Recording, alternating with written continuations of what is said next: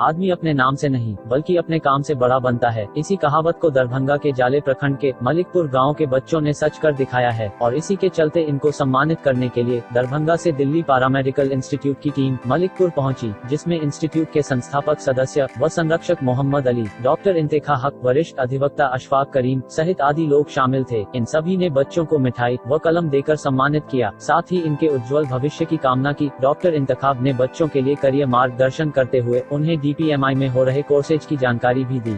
आपको बता दें कि ये सभी बच्चे बिहार अंजुमन के नियम के अधीन चलने वाले रहबर कोचिंग के छात्र छात्राएं हैं और ये सभी आर्थिक रूप से कमजोर परिवार से आते हैं। ऐसे ही बच्चों को शिक्षा के क्षेत्र में आगे बढ़ाने के लिए वरिष्ठ समाज सेवी व DPMI दरभंगा के चेयरमैन डॉक्टर अहमद अली ने इस कोचिंग की स्थापना मलिकपुर में करवाई थी और तब से लेकर आज तक यहाँ के बच्चे लगातार मुफ्त शिक्षा प्राप्त कर रहे हैं और हर वर्ष सफलता का नया कीर्तिमान स्थापित कर रहे हैं। कोचिंग में सभी जात और धर्म के बच्चों को मुफ्त शिक्षा प्रदान की जाती है, जिसका सारा खर्च अहमद अली द्वारा निर्वहन किया जाता है।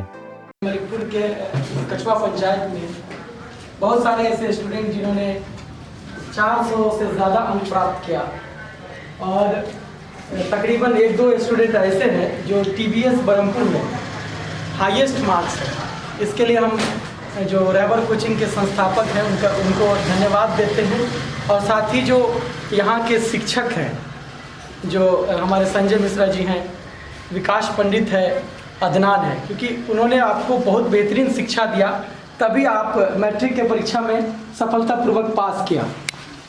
और आज हमारे बीच 3-4 ऐसे मेहमान आए हैं जो आपको एजुकेशन के बारे में मोटिवेट करेंगे। आप मैट्रिक के बाद क्या करोगे आगे, कि आपको आपके कैरियर में सफलतापूर्वक आप कहीं जाओगे तो जॉब करोगे, बहुत सारी ऐसी चीज़ें हैं। तो अब सबसे पहले मैं बुलाना चाहूँगा डॉक्टर मुमताज़ गजाली साहब को। वो आपको एजुकेशन के बारे में थोड़ा विस्तार रूप से बताएंगे। आप लोगों ने जस्ट अभी भी एग्ज़ाम दिया है और आप लोगों का जस्ट अभी रिजल्ट है। गोया अपने ज़िंदगी के इम्तिहान के पहले सीढ़ी को आपने पास किया। इसके बाद और भी सीढ़ियाँ आपकी ज़िंदगी में आती रहेंगी, उनको फेस करेंगे। जो फेस करेंगे, जो मेहनत करेंगे, जिनकी स्ट्रेटजी सही होगी, जिनका तरीक़ाकार सही रहेगा, वो कामयाब होगा। और जिसका तरीक़ा सही नहीं रहेगा, जिसकी स्ट्रेटजी सही नहीं रहेगी, वो ज़िंदगी में नाकामयाब रहेंगे।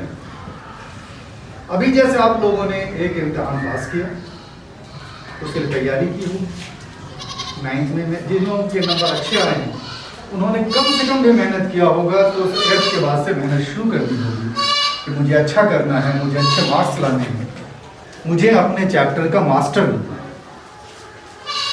तभी उन्होंने अच्छा नंबर सिक्योर किया है। अदरवाइज ऐसे बच्चे जो 8th में मेहनत नहीं किया कि 9th में कर लूँगा, 9th में मेहनत नहीं किया कि 10th में कर लूँगा, और 10th में हुआ कि टेस्ट की बात कर लूँगा, वो बच्चे क्या अच्छा मार्क्स ला सकते हैं? वो नहीं ला सकते, क्योंकि उनकी तैयारी वैसी नहीं, उनकी स्टेपिंग सही नहीं, उनके तरीक़ाकार सही नहीं, उनकी तैयारी का तरीका सही नहीं। हमारे बीच एक और मेहमान है जो दरभंगा के एक अच्छे एक सामाजिक कार्यकर्ता भी हैं और वहाँ के वकील भी हैं। तो डॉक्टर माफ़ी चाहूँगा मोहम्मद अशफाक, जो कि वहाँ के एक बेहतरीन एडवोकेट हैं, वो आपको अपनी बातें रखेंगे आप लोगों के बीच। जोरदार ताली उसका। शुक्रिया निशाद साहब, जिन्होंने इस छोटे से जगह पे अपना नाम इतना ऊंचा किया कि हम लोग DPMI से की जो टीम है रहबर कोचिंग सेंटर को मुबारकबाद देने आए। एक्चुअली में होता क्या है कि ज़िंदगी में शुरुआत मेन क्या करता है, शुरुआत। अगर आपका शुरुआत जितना जल्दी होगा उतना जल्दी आप मंजिल को पा सकते हैं। कहीं न कहीं आपको एक अच्छा रहबर कोचिंग सेंटर के नाम पे एक अच्छे टीचर मिले और आपके लिए वो मील का पत्थर साबित हुए और आपको इस मुकाम तक पहुंचा दिए कि हम लोग जैसे छोटे लोगों को आपके पास आना पड़ा मुबारकबाद देने के लिए। तो हम चाहेंगे कि आगे आप और बेहतर करें अपने ज़िंदगी में, कि चीफ मिनिस्टर को भी आना पड़े आपसे मिलने के लिए। बिल्कुल। तो इसलिए नहीं होता, मेरी अपनी मानना है कि किसी भी जगह की अहमियत नहीं होती है, अहमियत होती है वहाँ पे रहने वाले लोगों की।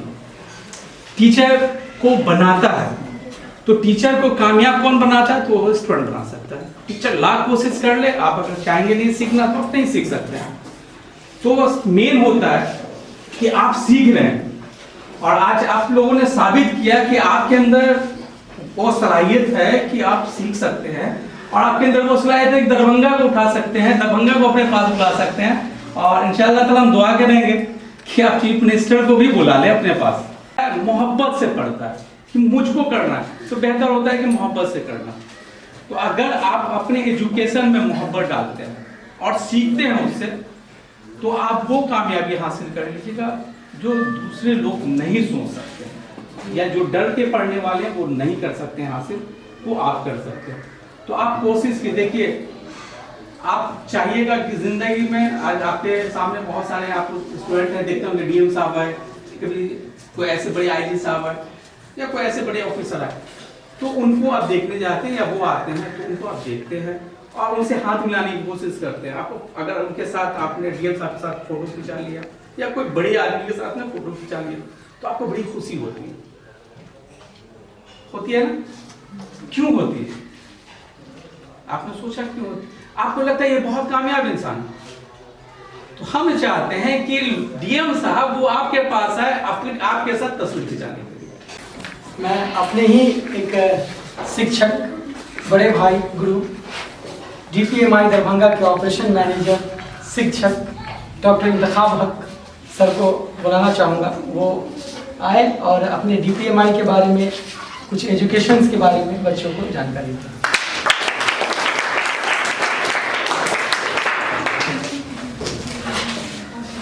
सबसे पहले आप लोग को और आपके शिक्षक को मुबारकबाद देते हैं कि आप लोग अभी कामयाब हुए हैं, कामयाबी प्राप्त किया है 10th के एग्ज़ाम में। तो यहाँ पे सारे बच्चे जो बैठे हुए हैं सब 10th पास हैं। सबसे पहली बात कि यहाँ पे जितने भी बच्चे बैठे हुए हैं वो सभी कामयाब हैं। किसी का नंबर ना ज़्यादा है ना किसी का नंबर कम है, क्योंकि सब ना डॉक्टर बन सकता है यहाँ पे बैठा हुआ है, सब ना इंजीनियर बन सकता है, और सब आदमी IAS नहीं बन सकता है। इसलिए किसी का नंबर ज़्यादा होगा किसी का कम होगा, मतलब सब कामयाब है। सीधी बात, पहली बात। और दूसरी बात कि आप लोग जो भी शिक्षा लेते हैं, तालीम, शिक्षा का सबसे बड़ा मतलब होता है कमाना नहीं, लेकिन शिक्षा का मतलब कमाना भी होता है, क्योंकि बिना कमाए हुए गुजारा नहीं हो सकता। लेकिन शिक्षा का असल मतलब अपने ज़िंदगी को सही तरीके से गुजारना, अपने चारों तरफ के चीज़ों को समझना, यही होता है शिक्षा का मतलब। बाकी तो यहाँ पे आप लोग को वकील साहब भी और डॉक्टर साहब भी बहुत सारी बात बताए हैं। और 10th के बाद क्या करना है, इसमें सबसे ज़्यादा परेशानी होती है। साइंस लेना है, मैथ लेना है, कोई कहेगा कॉमर्स ले लो, कोई कहेगा एकदम IAS बनना तो अभी से आर्ट्स ले लो। तो वो जो सिलेक्शन है चीज़ों का, सब्जेक्ट का, वो आप अच्छे से समझ के उसको सेलेक्ट कीजिएगा। उसके लिए आप अपने टीचर से, जो संजीव सर हैं, और संजीव सर कितने अच्छे हैं और कितना अच्छा पढ़ाते हैं वो उनको कहने की ज़रूरत नहीं है, यहाँ बैठे हुए बच्चे ये चीज़ बता रहे हैं। तो वो अपने टीचर से काउंसलिंग कराइए, क्योंकि आपके टीचर जो पढ़ाते हैं वो जानते हैं कि बच्चों का रुचि कहाँ पे कैसा है। और आगे के लिए आप जो भी करते हैं, Delhi paramedical and management institute जो है वो एक संस्था है। वहाँ पे जो कोर्सेज होता है, जैसे मिनिएचर समझते हैं ना, या मिनी फॉर्म किसी चीज़ का छोटा फॉर्म, तो आप समझ सकते हैं कि डॉक्टर का छोटा फॉर्म है डॉक्टरी। तो लैब टेक्नीशियन है, ऑपरेशन थिएटर टेक्नीशियन। तो यहाँ पे हमारे लैब टेक्नीशियन है MD इम्तियाज आलम, जो उसी कॉलेज के क्या हैं, छात्र हैं, और इन्होंने फर्स्ट ईयर में वहाँ पे टॉप किया था क्लास में। और ये बहुत चालाक आदमी है। पढ़ाई का सबसे ज़्यादा जो इस्तेमाल होता है जीने के लिए, सबसे ज़्यादा यही करते हैं। इसलिए कभी ये अभिनेता बन जाते हैं, कभी नेता बन जाते हैं, कभी वक्ता बन जाते हैं। और आप लोग को बड़ी हैरत होगा कि ये लैब टेक्नीशियन भी है और ये इन्होंने टॉप भी किया है वहाँ पे फर्स्ट ईयर में। तो चूँकि यहाँ पे ये रहते हैं, आप लोगों को गाइड करते होंगे, तो इनसे भी आप लोग सीख सकते हैं। और जो भी बच्चे, चूँकि यहाँ पे जो टॉप 10 बच्चे हैं, लॉकडाउन की वजह से हम लोग मेडल नहीं ला पाए, तो उनको मेडल मिल जाएगा। ये आप लोग टॉप 10 में आए हैं, तो इसमें आप लोगों की तैयारी में किन लोगों का हाथ था? इसमें सबसे पहले हमारे जो सर है संजय सर, उनका क्रेडिट जाता है इसका, क्योंकि उन्हीं के कारण आज जो नंबर आए हैं उन्हीं के कारण। और सेकंड पे जो हमारे पेरेंट्स हैं जिन्होंने मुझे सपोर्ट किया यहाँ तक आने के लिए, तो सेकंड क्रेडिट उनको जाता है। इन दोनों का बहुत बड़ा हाथ रहा है। हाँ, ये क्या कहना चाहेंगे, आपकी तैयारी में किन लोगों का योगदान रहा, इसका श्रेय किसको देना चाहेंगे आप? इसका श्रेय आरसीसी के तमाम शिक्षकों को देना चाहूँगा और माता पिता को। कुल कितने मार्क आए आपको? हमारा मार्क्स 436 नंबर आया है। वो इनके कारण है, हम अच्छा से पढ़ाई करते थे और इनका श्रेय हम अपने सर और अपने माता पिता को देना चाहूँगा, जिन्होंने मुझे सबसे अच्छी शिक्षा दी और बताया कि पढ़ाई से हमें क्या क्या मिलती है और हमें नॉलेज मिलता है, सीख मिलती है और अच्छी जानकारी मिलती है और हम आगे कामयाब होते हुए नजर आते हैं। आगे का क्या इरादा है, आगे क्या करना चाहेंगे हम पढ़ाई के लिए? इंजीनियरिंग करना चाहेंगे। आज बच्चे सब इतने टॉप 10 में आए आपके यहाँ से, इंस्टीट्यूट से, क्या कहेंगे इसमें कैसे योगदान आप लोगों का रहा और बच्चे की कामयाबी के? इसमें तो सबसे बड़ा योगदान हमारे जो ऑनर है अहमद अली सर, उनका है। उन्हीं से प्रेरणा पाके हम लोगों ने काफ़ी मेहनत किया और उनका एकमात्र लक्ष्य है कि जो गरीब बच्चे हैं हमारे गांव के, उनका वो पढ़ाई में आगे आए, तभी उनका विकास संभव है। और मैं उनके नक्शे कदम पे चला। रबर कोचिंग में 2-3 टाइम खूब मेहनत किया उनके साथ। हालांकि ये बहुत गरीब बच्चे हैं, इनके पास बाहर ट्यूशन की बात तो छोड़िए, और भी साधन का बहुत अभाव था। किसी तरह हम लोग इनने इसको A to Z मेहनत करके आज नाम कमाया है। इसमें सबसे बड़ा योगदान हमारा जो अली रेजा है, जो कि आपका इस एरिया का टॉपर है और मलिकपुर के इतिहास में आज तक इतना नंबर कोई नहीं लाया था। ये सारा क्रेडिट मैं अपने मोहम्मद अली सर और हमारे जो ऑनर हैं अहमद अली सर और हमारे तमाम शिक्षक जो हैं विकास पंडित, अदनान, ये सभी लोग, हम सभी मिल के साथ में मेहनत किए।